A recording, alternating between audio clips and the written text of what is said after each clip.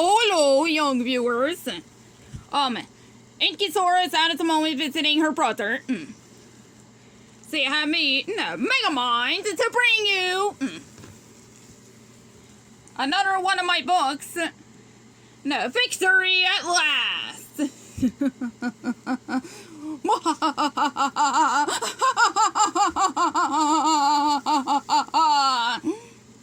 I still got it. Gorp, gorp. Hello? Why, I've heard of you. You're Inkysora's little, we see henchman. We see from her two-part blog, a Megamind full of activities, as well as her unboxing video, Mega Inky Delivery. All of which are centered around me, of course. Gorp, gorp, gorp, gorp, gorp. You want to stick around? Let's see, and act as my minion? Well, you're no minion, but you will do. Gorp, gorp, gorp, gorp, gorp, gorp, gorp. Alright. Okay, the last time, I did this, I had difficulty with the pages.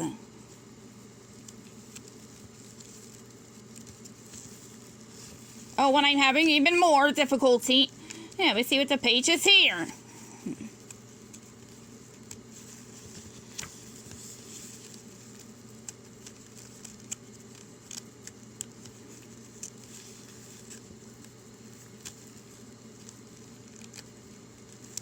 No, maybe I should have thought of this before. No. Let's see if we're starting the video. There. Now, from here on, I'm going to need minion-karp to hold down the pages for me. Because I do not want to flip them again at this AC. We see in the room. Now, as he flips them over. Magikarp, get on the page opposite of what is shown now. Gorp, gorp, gorp, gorp, gorp, gorp, gorp, gorp, gorp, gorp. Good, minion-karp, good. Now, Metro Man and Megamind, me, have been rivals ever since they were babies, escaping two doomed planets. Metro Man grew up to become the defender of Metrocity. Megamind, me, grew up to become a criminal genius, master of villainy, an all-around nasty guy. Every day, Metro Man flexes his mighty muscles to defend Metrocity from Megamind. Now, get over there, Magikarp. Gorp, gorp, gorp, gorp. Good. And here's the one and only Roxanne Ritchie. One day, the people of Metrocity decided to honor their favorite hero with a sparkling new museum. Standing on the steps of the museum was Roxanne Ritchie. Not only was she a star reporter, she was Metro Man's friend.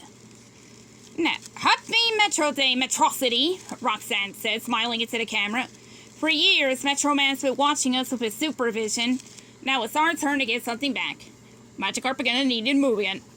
Gorp, gorp, gorp, gorp. Okay.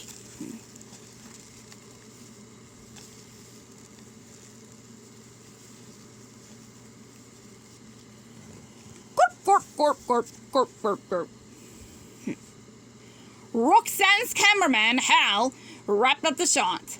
Hal was great with a camera, but not so great with words. The way they make you read, the way they make you read, that stuff they make you read on the ear is crazy, Hal groaned, rolling his eyes. I wrote that piece myself, Hal, Roxanne said. Oops. Alright. Gorp, gorp, gorp, gorp, gorp. Hal turned around to pack his gear. Suddenly, a robotic arm yanked Roxanne into an invisible car and zoomed off. Hal glanced up to see Roxanne gone. Roxanne? Hal called out. Where'd you go? Well, I know, and you will too. Once I managed to... Oh! That was easy. Gorp, gorp. Gorp, gorp, gorp. If you're wondering, no, see why I don't have my watch, I put it away for the moment. Hal was about to look for... Oh, wait. There a missing page? Nope. Gorp, gorp. Thank you. Hal was about to look for Roxanne when... Pow!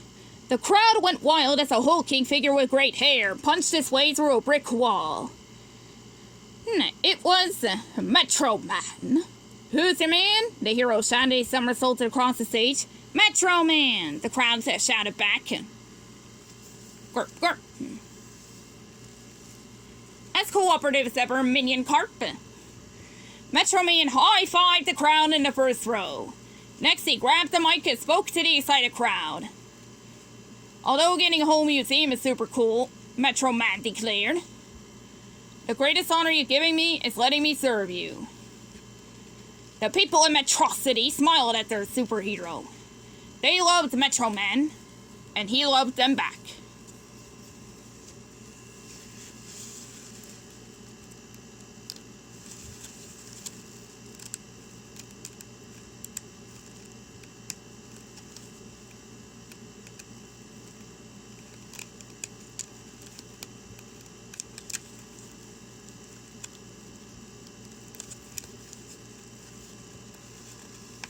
Okay, another page problem, but... Thunderous cheers rang out as Metro Man flew over the crowd. I love you, Metro Man, one fan shouted. And I love you, random citizen, Metro Man shouted back. Mothers eagerly held up their babies for Metro Man to kiss. Instead, the superhero juggled the giggling babies high in the air. What a guy. Don't try this at home, young viewers. Okay, now to me. Gorp, gorp, gorp. I'm really looking forward to my part. The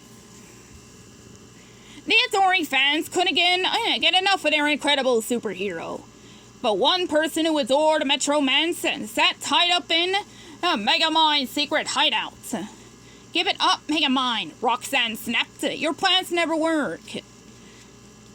Megamind stared Roxanne straight in the eye and sneered. Let's call your boyfriend in tights, shall we? Gorp, gorp, gorp, gorp.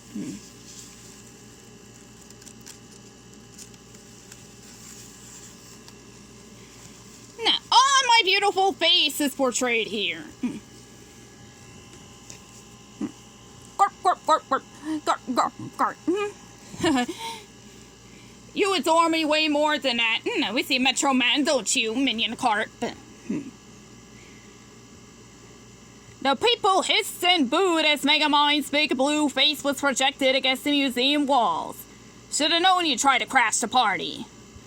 Metro Man growled at Megamind. You will leave Metrocity, Megamind ordered. Or this will be the last you ever hear of Roxanne Ritchie.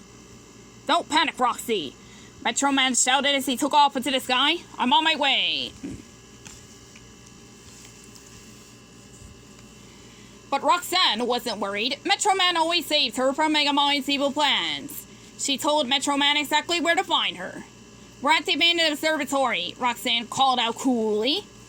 Metro Man's eyes scanned the horizon until he found the old building with a huge round dome. With a determined grin, he shot off to save Roxanne and defeat Megamind once again.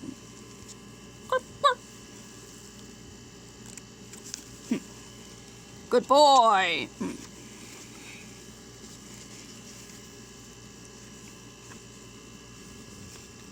Minion, Megamind's fishy partner in crime, turned for the computer and said, Metro Man approaching, sir. Ha! Roxanne laughed. Ha-ha! Megamind laughed back. Megamind had a lot to laugh about. After all, he was about to crush his lifelong rival, once and for all. Metro Man touched down in front of the old observatory. He looked for a way inside, spawning a giant telescope. Now, Metro Man drew back his fist. He hurled it through the lens, smashing into glassy smithereens. But when he stepped inside the dome, something wasn't right. In fact, it was pretty weird.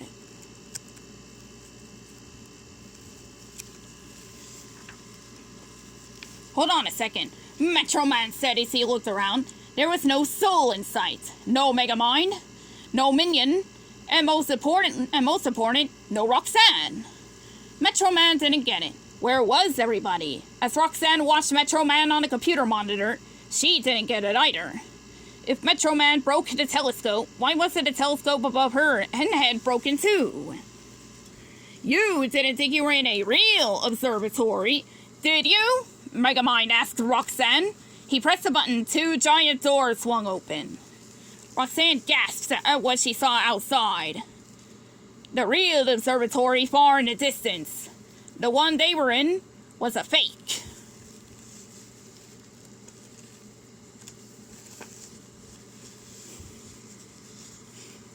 Ready to death ray, Minion, Megamind ordered. Minion pulled a lever. It powered up a satellite sailing through space. 2 giant solar panels popped out, powerful enough to burn a whole planet. Death ray readying, sir, Minion reported. Roxanne gulped. For the first time, she wondered if Megamind's latest plan would work. And for the first time, she was a tiny bit scared.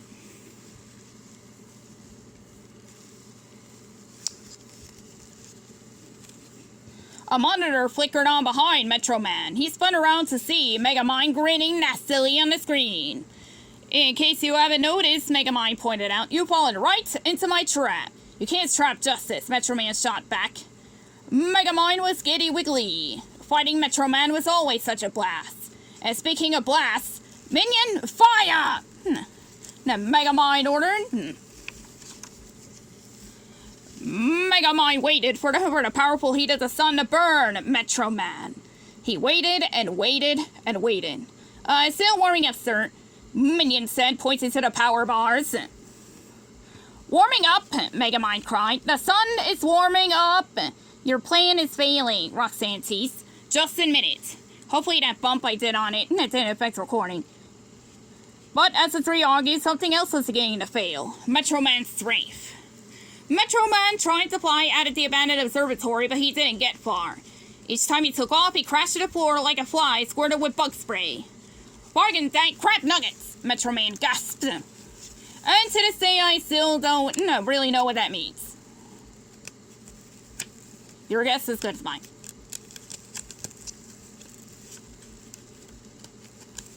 Yeah.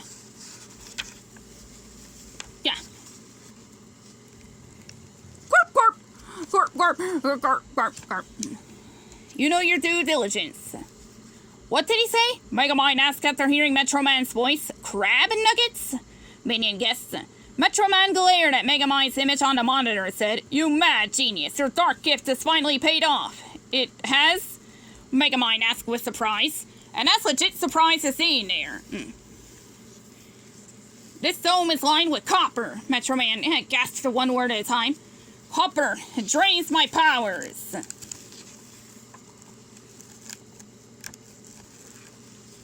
Now, copper? Megamind chuckled. That's all it took to destroy Metro Man's powers? You're kidding, right?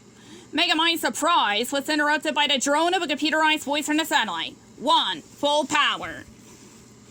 Suddenly, bam! The satellite blasted a huge beam of light straight toward the observatory. The force of the blast shattered the observatory window. Glass flew all around them. I don't think he could ever survive that, Minion declared. Then they saw something flying towards them. The object crashed through the window. Megamind looked down and saw a skeleton on the floor wrapped in Metro Man's cape.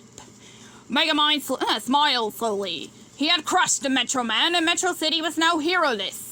Metro City is mine! Megamind shouted, dancing around the fake observatory. I did it!